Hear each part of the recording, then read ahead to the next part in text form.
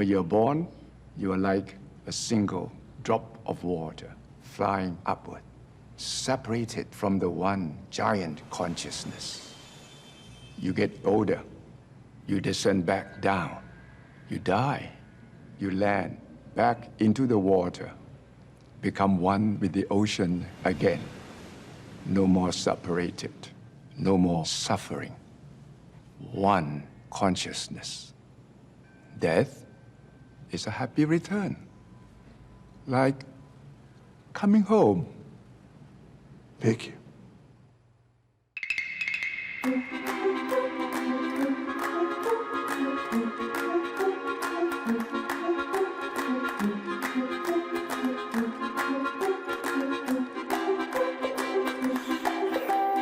Hello and welcome to the White Lotus official podcast companion to season 3. I'm Gia Tolentino. And I'm Josh Bearman.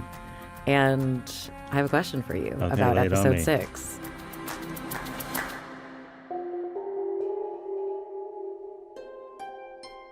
Who's in the most trouble right now? Who's in the worst place? Right. Okay, good question. This episode is doing a good job of like everybody could want to kill somebody else or be in trouble or be desperate or be the mark of somebody who's desperate. Yes, well, it's like up till the full moon party, everyone was sowing. And now they have to reap. Now they're reaping. Now right. they have to reap. They're in the reaping phase. The show is in its reaping phase. Right. Who I would have said at the beginning that Tim is in the most trouble. Yeah. But now Saxon. It's definitely Saxon. He's in trouble. His world has been rocked. But he was the one that rocked it. Mm-hmm. He was the one that was telling his little brother that he needed to get laid, get everything. That's what he says at the very beginning. Get everything. All right, so let's get into this episode, which is called Denials. And as always, it's written and directed by Mike White. And later in this episode, we'll be talking to Patrick Schwarzenegger, a.k.a. Saxon, and Leslie Bibb, who plays Kate. In general, the episode sort of gets into that's the morning after. It's the morning after episode. Yeah. It's the morning after episode. The many walks of shame, right, that intersect and then throw these sets of relationships into some tumult. This is like Saturday night, Sunday morning, and a little, to some degree. It's like the ecstasy of Saturday night and then the reckoning of Sunday morning, which, by the way, I feel even just watching it, I was like, oh, yeah, right, the morning always comes. And I feel you mean just like in general? In general, like the morning. Well, because I was so caught up in episode 5 where I'm like, they're at the party. Will last they're forever. Actually, the party's going to last forever. They're like, Piper's over there studying Buddhism, but they're transcending and experiencing a new reality at the party. And then I was like, oh no, like you get your hangover. Like the next day comes, the morning after happens. There's no way out of it. And I felt like I had duped myself like yet again into believing I was going to live forever because I was like at this awesome party. I mean, in some way, all the characters are looking for transcendence in different forms. And there's drugs and sex, or there are people that come from this background of money offers happiness, or where do you find your happiness? And I was kind of stirred into the belief that the ecstatic revelry can also be transcendent, which I do think it can. But I was really feeling it, and now I'm like, that was not what was intended for that party. The monk says to Timothy, he's like, people run towards pleasure and they get there and they just find more pain, right? They could have had just a wonderful sort of skinny dipping time in the pool and watching the fireworks and making out on the full moon party. But it's like, the message that is coming through the screen is that we as humans are not content with that. We have to take it one step farther. We have to cheat on our partners. We have to have sex with our brothers. We have to, you know what I mean? Like our desire for more. We have to become an Asian woman. We have to become an Asian woman. But you know what I mean? It's like there could be places where pleasure could be contentment, and yet the message of specifically Buddhism, right? It's like if you are not mindful of what pleasure is, it will hurt you. Your relationship to it will hurt you.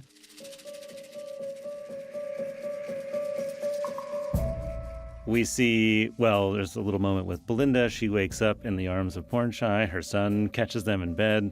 Sweet, funny little moment. I don't know how it happened.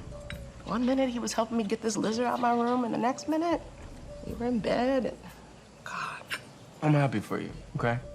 Unfortunately, one feels that Belinda is marked for death because of how good this episode has been for her. Everything's going well for her, so something must be off. Yeah, like she had this hot, sweet night with this guy that's so nice and like so respectful, but like, you know, is like snuggled up close to her in the morning, and he starts this conversation about, you know, maybe we could start our own spa. Yeah. Her son has shown up. That's all she wanted. He seems impossibly proud handsome. of her. Yeah, he's proud of her. Hot son is proud of her. They have an adult relationship, it seems like, from the little interactions we get. And then, and then Pornchai asks her about, oh, maybe we could, in fact, open up such a place here. And that seems intriguing to her because it's a dream, and then it's also coming from somebody who's not like a solipsistic billionaire-ass who might just like abandon her and the idea at the drop of a hat, like what happens with Tanya, where she still feels burned by. So she's like, aha, maybe this was all meant to be, and right. Which then leaves us thinking maybe it's meant not to be. Right. And she, when she encounters Greg, when Greg forcibly encounters her, you know, she's shaking, you know. She's shaking because Greg he has made a full transformation into murderer vibes. It's hard to get a clear read on what he's doing, you know. Like, my Occam's razor for his behavior towards Chloe is that he's in a profound case of sort of anhedonia, you know, where he's incapable of experiencing any pleasure whatsoever and cannot, like, he's not really interested in having sex with his incredibly hot 28-year-old girlfriend or whatever. He can only like process increasingly sort of violent versions of it, you know, like he's interested now in harm in some way. Like he's radiating like interested in harm. I want to have people over tonight. Like a party or something? I need to deal with something, and I need your help. Yeah, I mean, I was thinking about him also in relation to this idea of death as it relates to the Buddhist notion of death that we hear from the monk, and over the course of the seasons, right? Like Armand is trapped and he is released by his death at the end of season 1.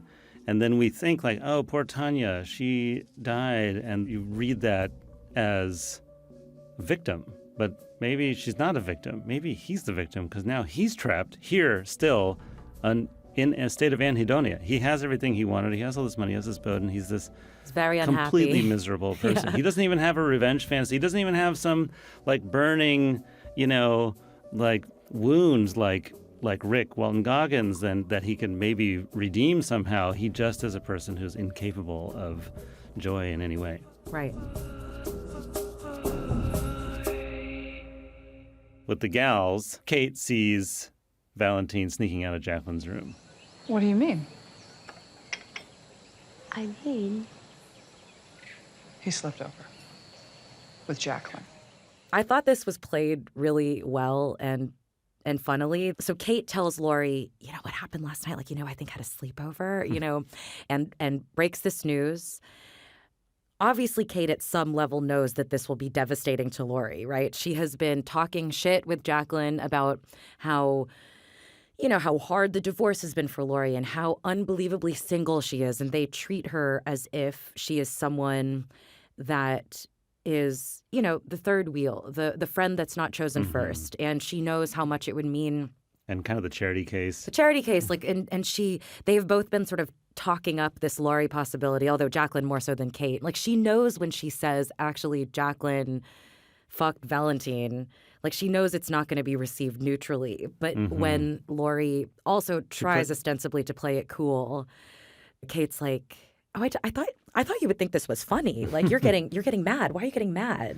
I was wondering about that. I was not of certain mind about whether Kate was just daft. I was wondering if she thought, oh, maybe we're just doing more two girls gossiping about the third.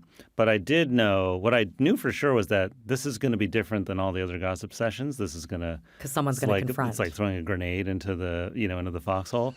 I didn't think you were going to care so much. I don't care. I don't. It's not like I was into him. She just kept pushing the idea. Do you remember all the time she did that? I do. Talking about how I'm the only single one, how I should hook up with them. It's demented. Well, I think that Kate is having it both ways, where she truly believes that she's just engaging in little girl talk, but deep down underneath, she knows that she has an upper hand because she has this information that one person desperately wants but doesn't know, and the other person desperately doesn't want her to share. But she doesn't want to believe herself to be a person that would do this kind of thing. Like, she's just like, I thought we were having fun. And I also thought that the way that Carrie Coon plays her own response, which is like, oh, I just think it's interesting. I just think it's really interesting, Jacqueline. Like she now has the opportunity, which is, I think the character is experiencing as unpleasant because it is coming out of a place of being like profoundly slighted and put back on the bottom. But the way she handles that information gives her the ability to kind of be on the top here. Like, she gets to speak to Jacqueline as if she is superior to her. Now she has the moral high ground. For the first time. Yeah. And I was thinking, when they were having this discussion at breakfast, it was like, okay, now we're going to see which is worse in their eyes, being a Trump voter or a cheater. Right. Right. Or even not really just a cheater. It's like a cheater who fucks over your best friend. If Jacqueline had just hooked up with a rando at the club, this would not be the same. Not even close. Yes, right, it's not even cheating. No, per se. it's really the friend. psychological chess game that Laurie thinks Jacqueline was playing. I sort of felt sympathetic to Jacqueline, who was like, I didn't have any plan, and I don't think she did have a plan. It did just happen, but of course, she is the one who always was able to be in that position to make it happen. And that's the eternal grievance, right, that Laurie has. Yeah. I don't think Jacqueline was scheming. Well, at what point in the night do you think she got his number, his personal cell? Oh, right. Did they not have it the whole time? Right. You never saw her texting him before. Right. And so at some point of the night, she made a decision. Did. Look at you reading between the lines. Oh, yeah. Yeah. Like in the deleted scenes. Yeah. When did this even happen? Yeah, I think that Jacqueline... I read her as the type of person that does a lot of this hierarchical assertion of dominance just purely on instinct. Yeah. I don't think she knew she was going to do it until she was doing it, and then she was doing it. Laurie says at some point, it's like nobody ever changes. We're still the same people we were in the 10th grade. It's just funny. It's funny. Not sure what that means, but okay. This is what you always did. Never mind. Forget it. It doesn't matter. But that statement also exists in this other context of what's going on in the show in general, where some people are changing in this episode. And we've seen, Frank surely changed from last, according to his monologue. And so it's interesting. Like, the truth of that statement is also in some kind of conflict or tension with the truth that people are transformed. The tension between those two things is partly what is going on in this whole season. Mm-hmm. Then you have the two Ratliff boys. So they wake up on the boat. Saxon is barfing. And the thing is, a walk of shame is walk of shame. I like the concept itself feels very sort of Bush era American Pie. It's like we're past that as a culture. And yet, if it's your own brother. I can't remember last night at all. We both blacked out. It's sort of being revealed slowly, and then he realizes that he doesn't quite know what the full extent of what happened is, but even just the thought of he's jerking off in bed while looking at his brother, he gets seasick and runs and barfs. You guys forced us to. I didn't force him to jerk you off. What do you mean? That never happened. But I don't remember that. We're laughing at it because it's extremely funny, but it is a really sort of dark, like, Saxon is acting as if he were assaulted. You know what I mean? Like, they're in this strange position where like Saxon is having the morning after trauma, like genuinely, he did not offer consent. Yeah, like of someone that did not consent to something, and the look that he gives Lachlan, the posture that he has, the way he holds himself when Lachlan is around, and the ease that Lachlan has in his body. Maybe I'm projecting here, but it feels very recognizable. Like when he thinks about this, he gets nauseated. Like he's giving like there has been a power reversal. This entire time he's had the upper hand. He's been telling Lachlan what to do. And didn't you think there was a palpable shift? Like Lachlan comes up, he's more or less at ease. Right. He's giving hungover, but he's more or less at ease. And he's like, I blacked out. And I'm not saying that I think Lachlan did. I mean, like, I don't think that Lachlan assaulted Saxon. I don't think that he took advantage. But there is... I'm not. I don't think what he did was something I would ever want to participate in personally. Right. But I don't think he was deliberately exploiting his brother sexually, whatever. But they have that dynamic. Like Lachlan is at ease. Like Patrick Schwarzenegger is. He is sweating. He's gulping things. He's slapping bugs off his body. He's profoundly uncomfortable in his own skin. He's no longer, the confident man who kind of like swishes through life with ease, right? Yeah, all of a sudden he's not himself.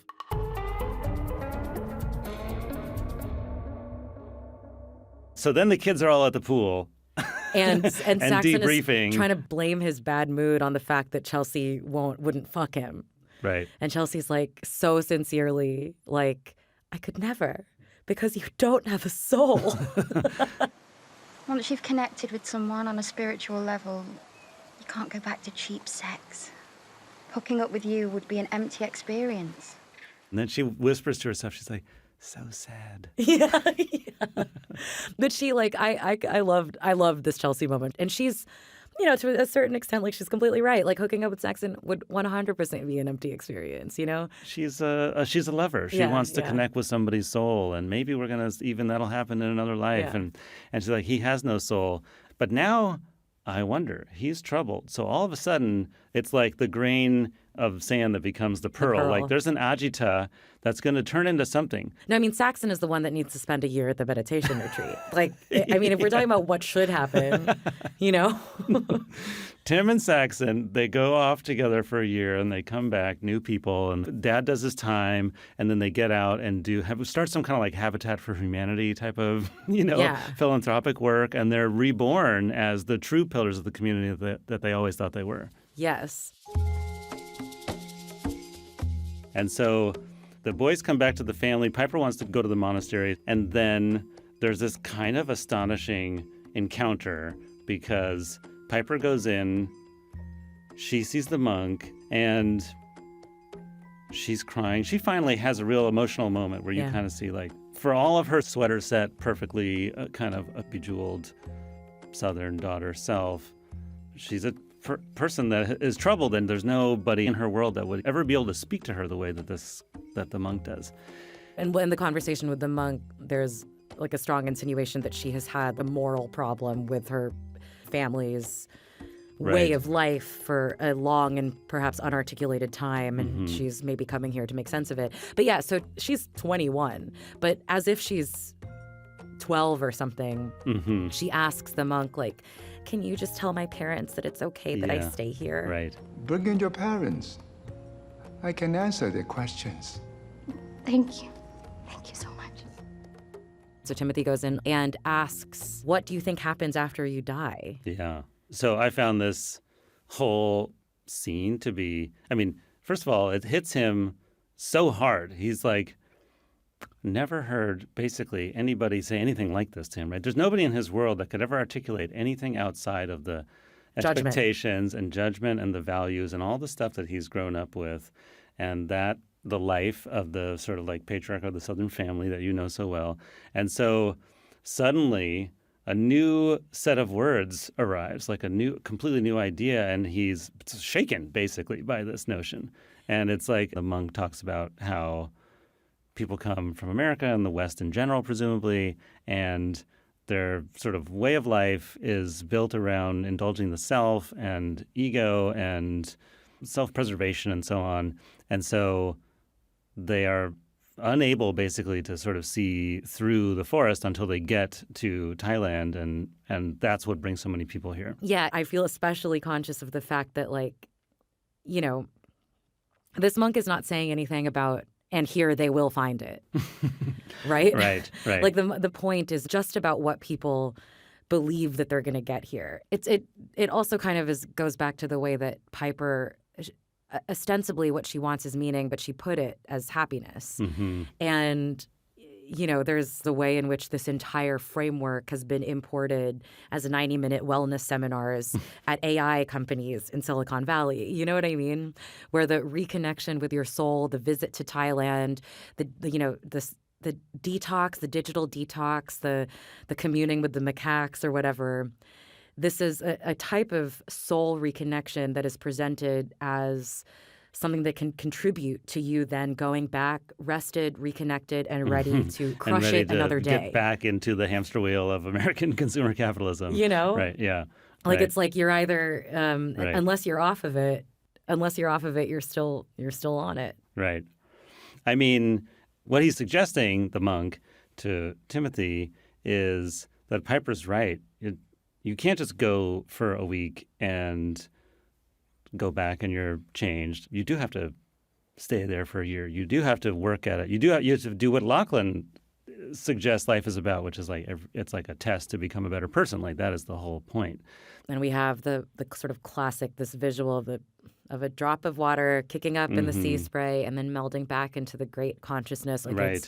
But it's really kind of beautiful the way that it's played here, because what does this mean to Timothy at this exact point in time? Like, this is making him both want to die more. Right. Like, it's making him want to die more. It's giving him some sort of access point, some sort of ladder has dropped out of the nothingness to, like, find some sense of forgiveness or something, right? Like some sort of absolution. Like this idea that you just go back into the great universal, and that's it. And all of life is just you come up and you go back down. And there's a profound relief to him in thinking of that what's happening to him right now is not like the Empire State Building crumbling in front of everyone's eyes, right? Like it's actually just one more drop of water going back into the ocean. But then it makes him want to die a little more. It makes him want to live more, and it also makes him want to die more. And I find that, I guess that's... Right. I mean, I think he becomes less afraid to die, right? So at the beginning, he's afraid. End of last episode, he's got the gun to his head, then he gets interrupted. Then in this episode, he's imagining it, but he can't imagine it. It seems too difficult and it's painful, and like, what happens afterwards?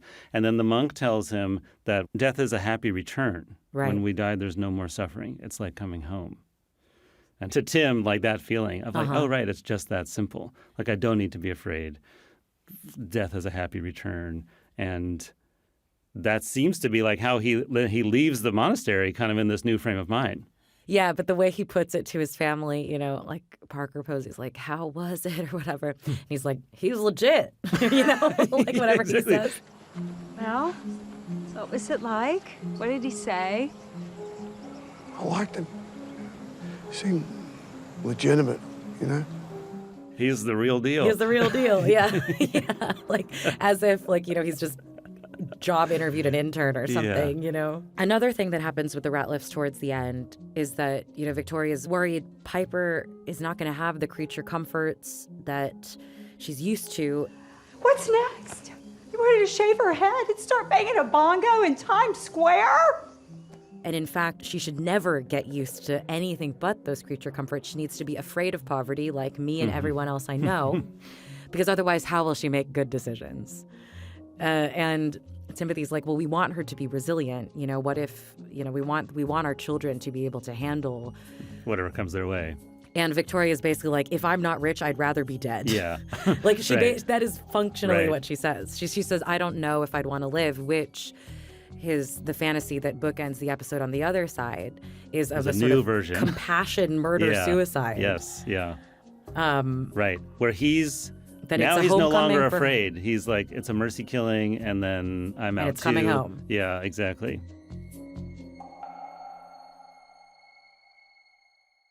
We didn't talk about Rick at all. Yeah, I will say. So I'm wondering now, I'm feeling this incredible kinship with Rick in general, but I don't quite understand now that the mission is getting closer, like what could possibly happen that would resolve this for him, that would make him different. Yeah, and one of the main things I think we can expect to see in the next episode, Walton Goggins has a really good prolonged shot at the end of the episode when he and Frank, who's pretending to be director Frank, they have made it to Sritala's house. The husband has walked down the stairs. We don't have a clear look at him, but we look at Rick, look at him. And he has assured Frank that he's not going to murder him. He just needs to have the gun for a reason that doesn't have anything to do with murdering him. He just needs to sit with him for 10 minutes and make him understand. He just has to almost murder him. Right. I know it is a little bit of a strange mission that he has set out on and explain. I mean, I don't think he knows exactly what he wants to do. Like he's trying to old boy this guy. Right. He doesn't have enough time to old boy this guy, you know? Right. He's only going to have his 10 minutes. Yeah. But so Rick is going to do a 10-minute old boy next episode, and I can't wait to see what it looks like. When it was sort of a little bit vague in the distance, I was like, oh, yeah, right. He just needs to go back and like confront what happened to him, and then he'll come through, anew in some way, even though that's impossible. And the fact that it's a fool's errand is becoming, to me, more apparent the closer it gets. Because now he's there and he's in the house and he's going to go talk to the guy. I've kind of had some uptake of Rick's fantasy as I imagine it. Like I think he thinks he will have this confrontation and he will look this guy in the face and say, I never got to meet my father because of you. Mm-hmm. And there will be some recognition of the humanity within Rick that even Rick himself has been suppressing for 50 years or whatever it is. And that he will say sorry.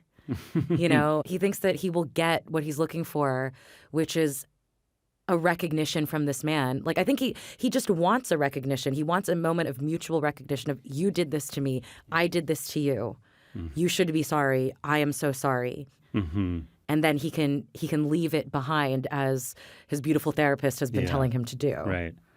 I'm really with this idea, but it's like, by the way, whatever happens, I'm going to be floored by it. I can already tell. I was almost going to start crying when you were just describing what you think he thinks is going to happen. I was like, oh my God, that'd be so beautiful if that happens. I feel like Frank's going to do something too. Like Frank might get crazy somehow. Like Frank's like, I'm out of this life, but you're like, are you Frank?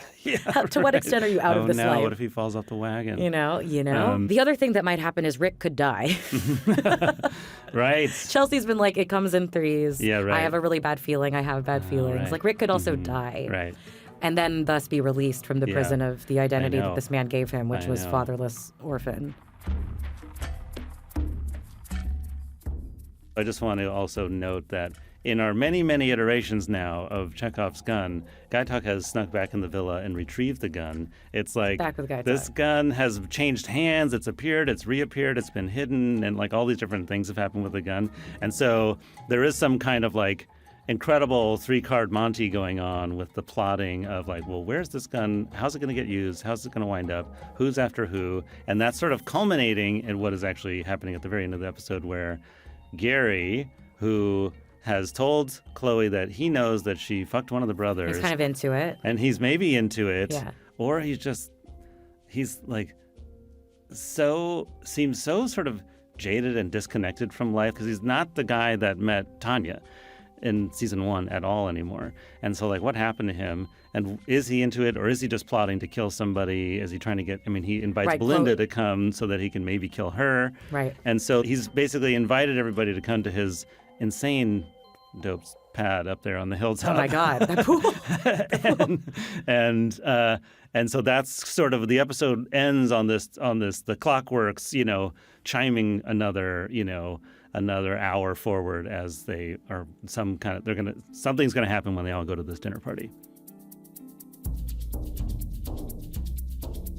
And now I'll be sitting down with Patrick Schwarzenegger to talk Saxon Ratliff. I love a good challenge, But it's better to go for what you want in life and get rejected than have the shot and not take it. We have one life, Locke. All right. Thanks, Patrick Schwarzenegger, for joining us on the White Lotus Season 3 official podcast. Thank you for having me. I'm excited. Yeah, indeed.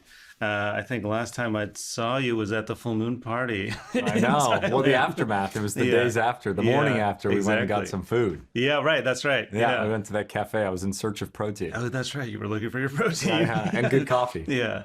So. Well, that's actually also where we are in the show, sort of in the aftermath of the full moon party. Yeah. But before we kind of get to that, I just wanted to talk about the character in general, sort of watching it all the way through. It seemed to me like almost like as Mike deals with his archetypes and then subverts them, like this one is like, Saxon is like the kind of unrestrained American male id, which is fun to see on screen. Yeah. And so I was curious, was that fun to play? How did you think about that? Yeah, I think, look, when I got the audition at first for Saxon, it was only I had like a one sentence log line. I think the sentence was like, he's a a Southern finance bro that loves to flirt or something like that. And when I got the scenes and you know, after I booked the audition and I started to talk with Mike and kind of, you know, put my interpretation of his words that were on the page, you know, it was evident that he was this douche and he was this, you know, character from the outside. But for Mike, he really wanted it to be something that people didn't just hate.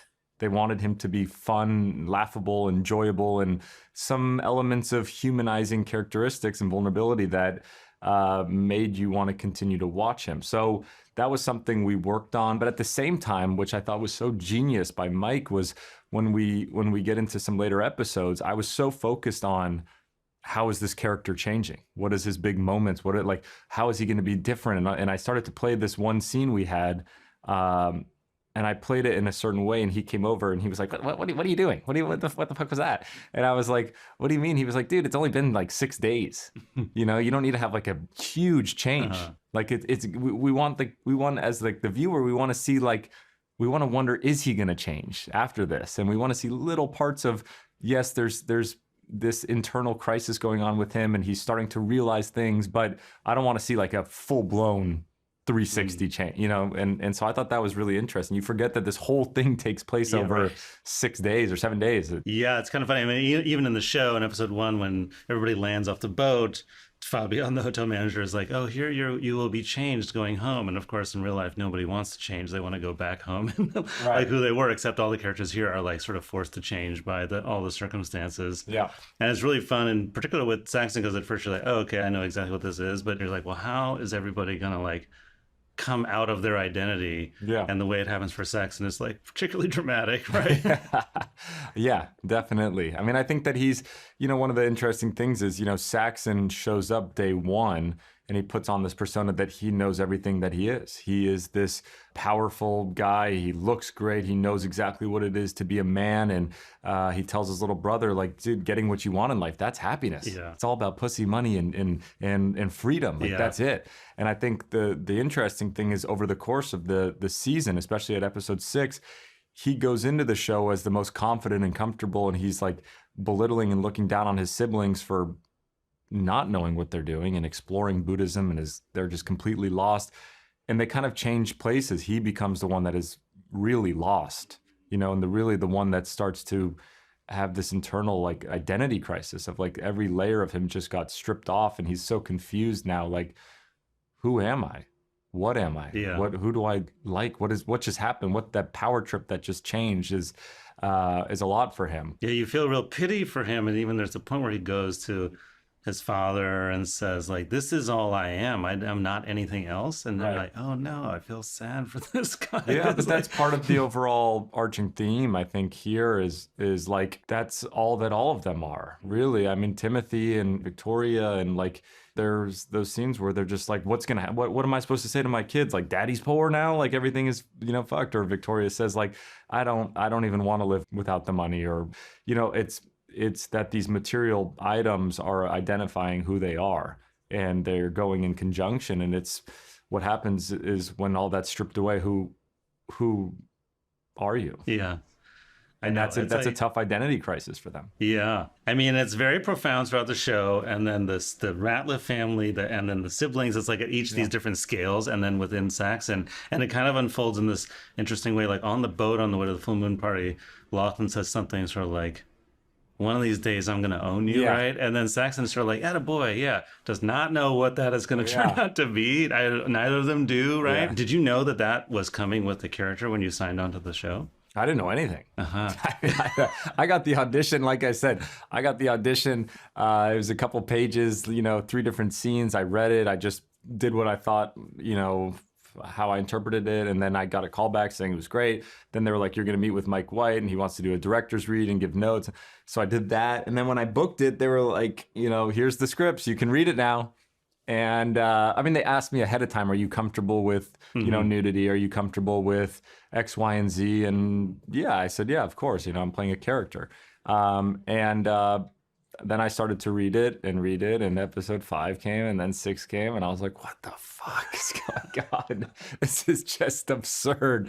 This is nuts. So no, I had no idea. I mean, he puts Easter eggs. That's what Mike does. He puts, these moments when in episode 1, and I'm going and I'm tickling my sister, and I'm sucking my finger and putting it in her ear, and I'm with Lachlan in the bed, and I'm naked, no regard for anybody else, and I'm walking around, and I'm talking about how am I gonna jerk off and with him in the room, and all these different weird things, and I hit on every single girl that walks by. There's Easter eggs of this guy is something's gonna happen. It can't just be this one-note character.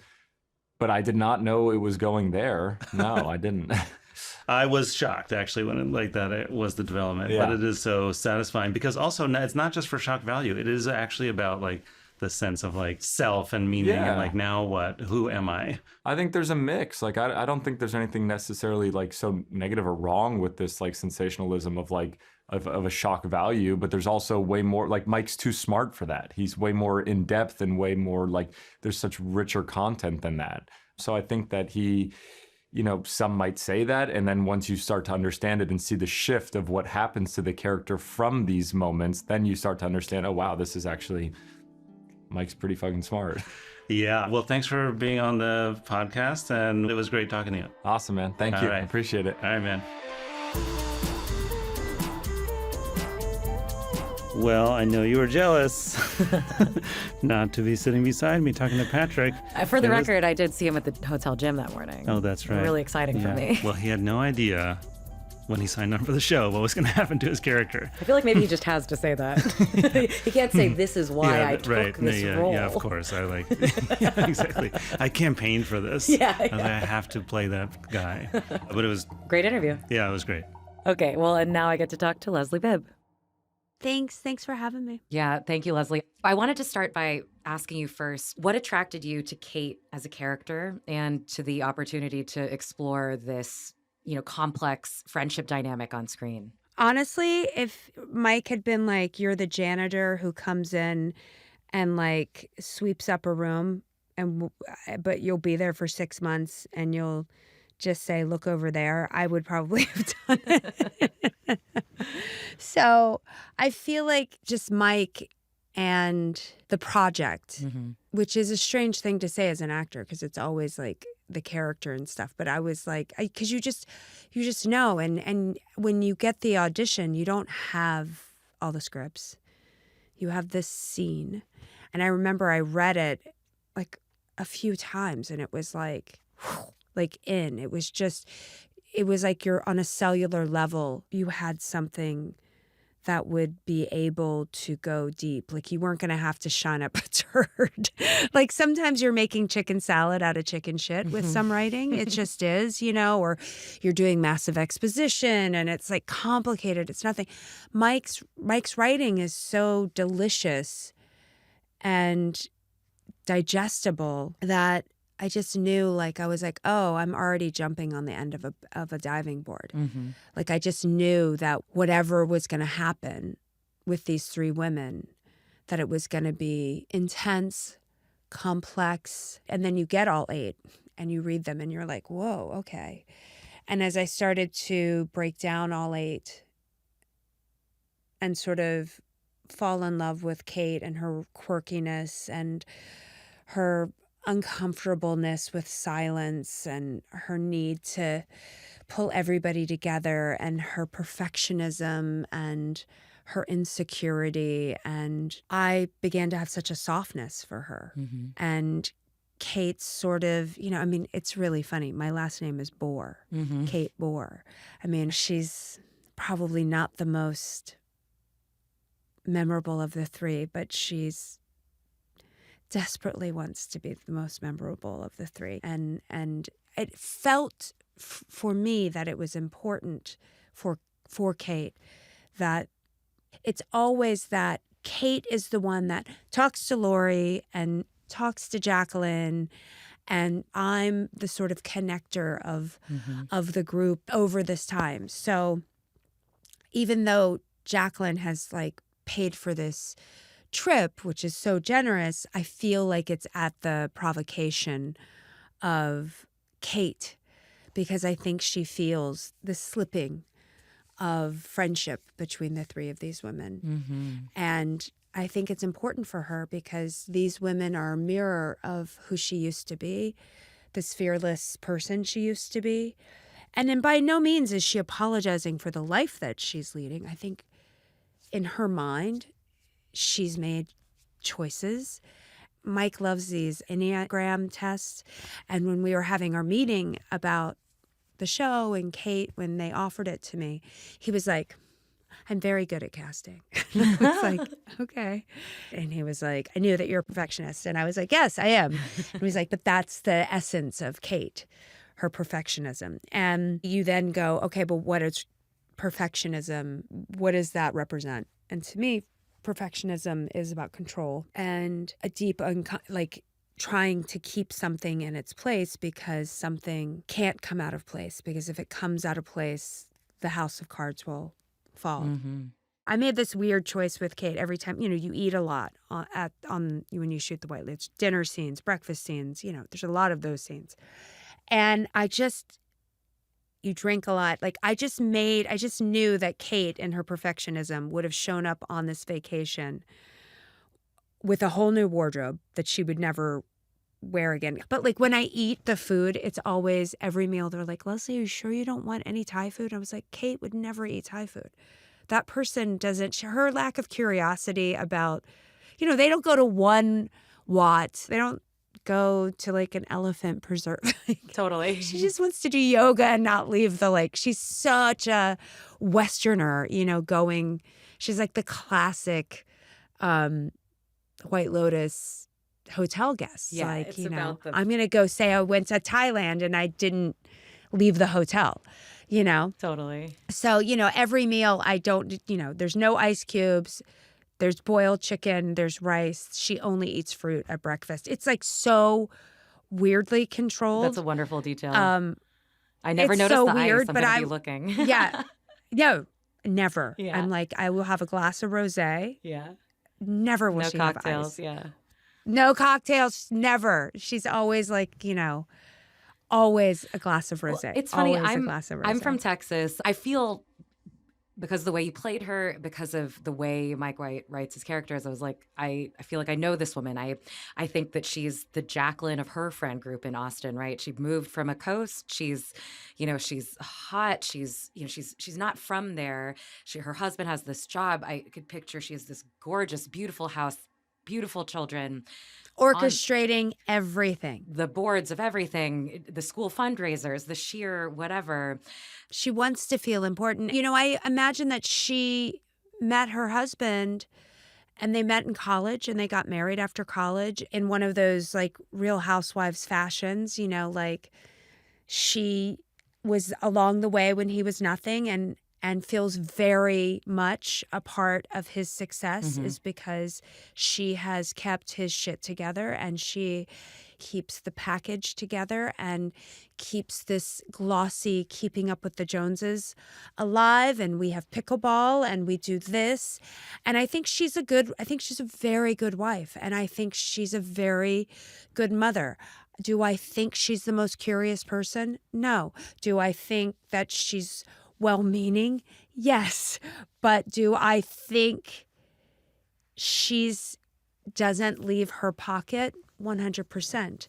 And I think that Jacqueline, she's really impressed with that thing. And she would love to be Jacqueline. And I think there is why her? Why not me? Mm-hmm. Their dynamic too, it made me think, you're with the friends you've had for this long, you're both more secure with them, but you're also more insecure with them because the great thing is they know you so well. The dangerous thing is that they know you so well. And this really comes out with the Trump thing, right? And I was wondering, the sort of a fracture, the thing that Kate does not want to appear has suddenly appeared when they have this conversation. Yeah, but then she also doesn't get nervous about, she's very, defiant. I think when she broaches it, she's not backing down. She's like, this is my truth, but she's very nervous about it. That's what I wanted to ask. ask. And she knows that I think she knows, but I think if she comes in and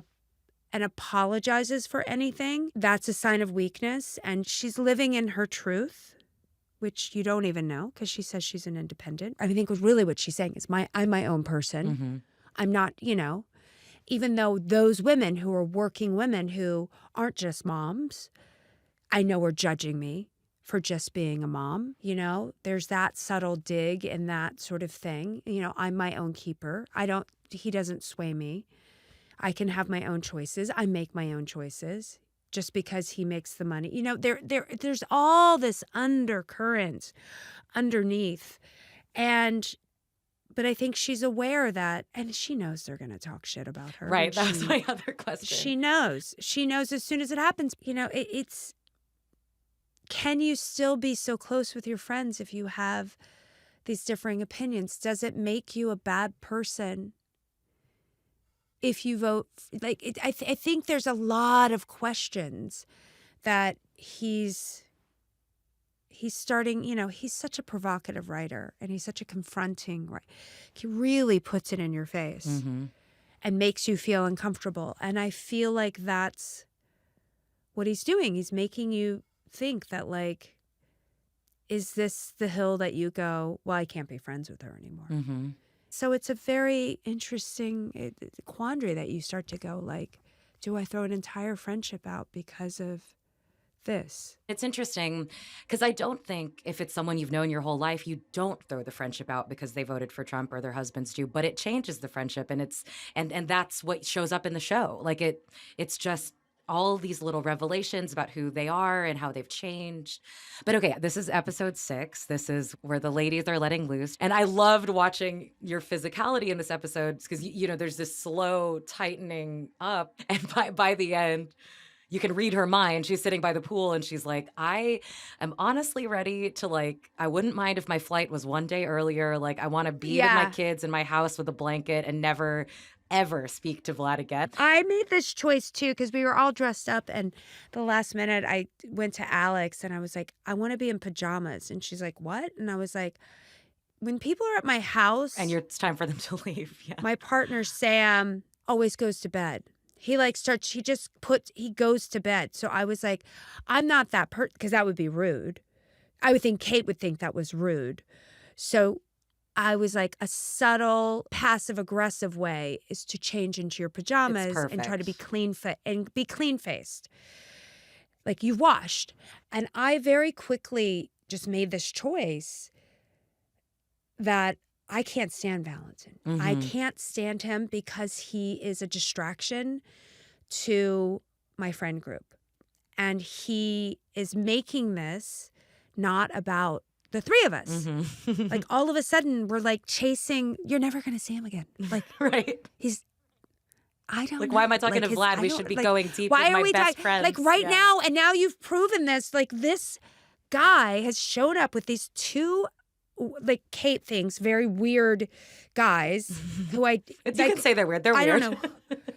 They're weird, to her, so weird and dodgy. And she's not into it. And it's every time every time Valentin came to the table, I was I wanted perfect. Kate to just be he's a thorn in my side because he's clench, ruining my jaw trip. Clenches a little harder, yeah.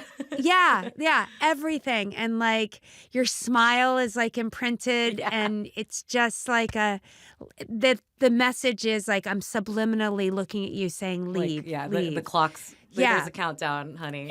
Yeah. Well, okay, I have a question about your partner, Sam Rockwell, about his surprise appearance and that monologue. I know. It's so secretive. It's so crazy that we've kept this secret. And I got in my head that what I really wanted was to be one of these Asian girls getting fucked by me and to feel that. It's one of the highlights of the season. It's unbelievable to watch. I wanted to ask you, how hard has it been to keep it under wraps? It's crazy because we have friends in New York who are did you get to go visit? Right. And I'm yeah, he came. He came to Bangkok. We really, and then sometimes we've told a couple of our friends, but nobody knows. Yeah. And it wasn't supposed to be him, and it happened late just because our schedule pushed, and Sam's schedule pushed on the movie he was doing in South Africa. And it just aligned. And I just knew I really wanted him to do it. I remember when I read the monologue a long time ago, I was like, oh, this monologue needs a really amazing actor, because it feels to me, if there were going to be one scene that sort of talks about ownership of self, which is essentially like, wouldn't it have been a different trip if these women had just gone in and been like, this is who I am? And sort of unapologetically it said this and said, I love you, but this is who I am. I'm still here for you. I'm still this, but this is, but so scared because the world has gotten so polarized that like, you're like, if I really say that, will people still love me? And I think that's such a deep fear. But that monologue, when I read it, I was like, oh, this is the truth of this. Right. Stated plainly, unapologetically. I just knew when I read that, I was like, oh, this has got to be a great, great actor. And then Mike and Dave were like, we want Sam to do it. And I was like, listen, I can't tell you, that guy he makes his decisions, that jet plane's going to fly whatever way it's going to fly. So don't get mad at me if he says no. So, and they were like, no. I was like, great. But Sam was, just because he likes a lot of prep time, was sort of on the fence about it. He was like, yes and no and yes and no. And I remember saying, I was like, I think you'll regret not doing this. Because I think that monologue is special and it needs you. Completely. It's so good. Leslie, thank you so much. I'm so glad to get to talk to you. Thank you so much. Bye. Okay, bye-bye.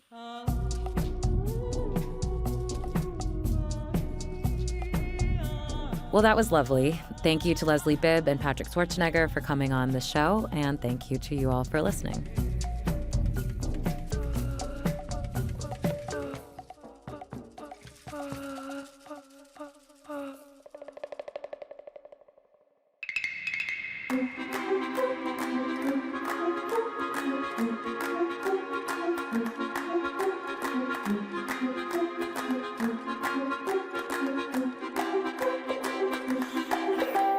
The White Lotus podcast is a production of HBO and Campside Media. This episode was hosted by Gia Tolentino and Josh Bearman.